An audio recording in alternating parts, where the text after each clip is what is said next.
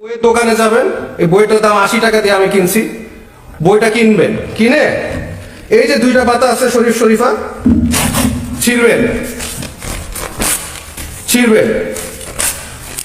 ছিঁড়ার পরে আপনারা ওই বইটা আবার দিয়ে দিবেন, দিয়ে বলবেন এটা কম, অর্ধেক দামে বেচো, যাতে মানুষের অ্যাওয়ারনেস হয় যে এই বইয়ের আমাদের প্রতিবাদ এটা হতে পারে যে আমরা এই বইয়ের দুইটা পাতা, এই শরীফ শরীফের পাতা ছিঁড়ে ওই বইটা আবার ওদের কাছে দিব, আমার টাকা দিয়ে আমি ছিঁড়বো।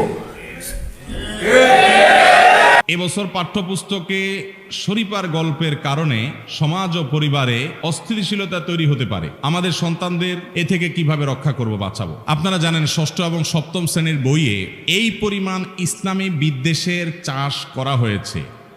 এই বই দিয়ে সন্তানকে শিক্ষা নয় বরং বিষ দেয়া হচ্ছে।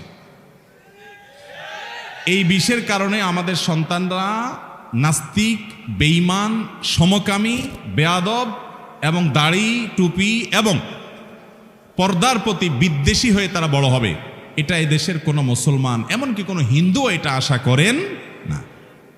কিন্তু দুঃখজনক হলেও প্রস্তাবিত বইয়ে, 6-7 বইয়ে, বিশেষ করে ইতিহাস ও সমাজবিজ্ঞানের বইয়ে সেরকম বিষয় দিয়ে পরিপূর্ণ, বইয়ের এই মাথা থেকে এসে মাথা পর্যন্ত।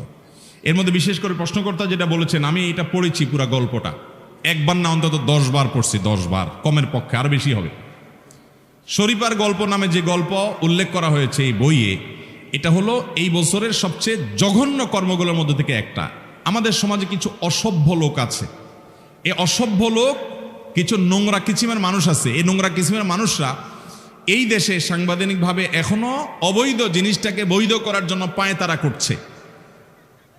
এই অসভ্য মানুষেরা আমাদের দেশে অনেক অনেক দেশের দৃষ্টান্ত দেখিয়ে, অনেক দেশ তারা তাদের পারিবারিক সম্পর্ক বলেন, তাদের জীবনের শান্তি বলেন, সব হারিয়ে তারা ধ্বংস হয়ে গেছে আল্লাহর নির্দেশের বাইরে তাদের প্রবৃত্তির পুজো করতে গিয়ে। তাদের অনুসরণ করে কিছু লোক আমাদের দেশে সমকামিতাকে বৈধতা দেওয়ার জন্য অপচেষ্টা সবসময় করতে থাকে। আমাদের সন্তানদের কাছে সমকামিতাকে একটা স্বাভাবিক বিষয় বানানোর চেষ্টা করে। নাহলে ক্লাস 6-7 বইয়ে এই গল্প আনার কি প্রসঙ্গ আছে, কি বিষয় আছে, শিক্ষার সাথে কি সম্পর্ক আছে? আর জিনিস খুঁজে পাও না যে শরীফার গল্প। শরীফার গল্প জিনিসটা কি আপনারা অনেকে জানেন না হয়তো। শরীফার গল্প বলতে বোঝানো হচ্ছে যে এই বইয়ে লেখা আছে যে একটা লোক, সে এক সময় তার নাম ছিল শরীফ, সে ছেলে ছিল এবং মাথা থেকে পা পর্যন্ত তার শরীরের সমস্ত অঙ্গ প্রত্যঙ্গ, অবকাঠামো সবগুলো পুরুষের। সে হঠাৎ করে নিজেকে মনে হচ্ছে যে আমি মহিলা। এটা শুধু তার মনের একটা ব্যাপার, তার মনে হলো, তার এই মানসিক রোগ দেখা দিল, সমস্যা দেখা দিল, সে নিজেকে মহিলা মনে করলো।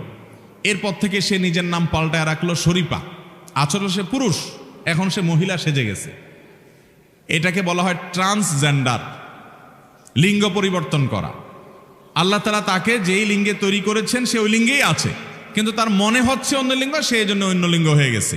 ঢাকা ইউনিভার্সিটিতে অলরেডি এটার জন্য আলাদা বিভাগ চালু করা হয়েছে, কোটা চালু করা হয়েছে, আলাদা বিভাগ চালু করা হয়েছে এই ট্রান্সজেন্ডারের।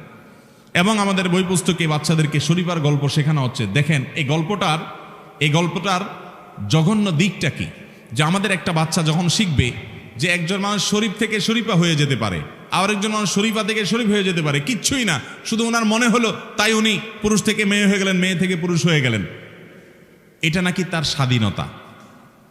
আল্লাহ রাব্বুল আলামিন তারাকে পুরুষ করে সৃষ্টি করেছেন, সে নাকি মেয়ে হয়ে যেতে পারে। আচ্ছা বলেন, এই তথাকথিত শরীফ লোকটা শরীফা হয়ে গেল, এটা মিথ্যা একটা গল্প বানাইছে আর কি, বাচ্চাদেরকে বিভ্রান্ত করবার জন্য। এই শরীফা সে যখন বিয়ে করতে যাবে, যেহেতু সে মেয়ে হয়ে গেছে, এখন বিয়ে করতে গেলে একটা ছেলেকে বিয়ে করবে, তাই না?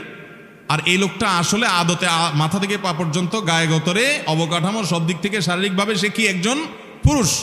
তাহলে এখন শরীফা নাম ধারণ করে সে ট্রান্সজেন্ডার করে মহিলা সাজলো, এখন সে বিয়ে করলে কাকে বিয়ে করবে? মহিলা যেহেতু সাজছে একজন পুরুষকে বিয়ে করবে, তাহলে আগে তো সে পুরুষ ছিলই, এখন আরেকটা পুরুষকে বিয়ে করলো, কি হলো? সমকামিতা। কিভাবে আমাদের সন্তানদের ব্রেইন নষ্ট করা হচ্ছে। কিন্তু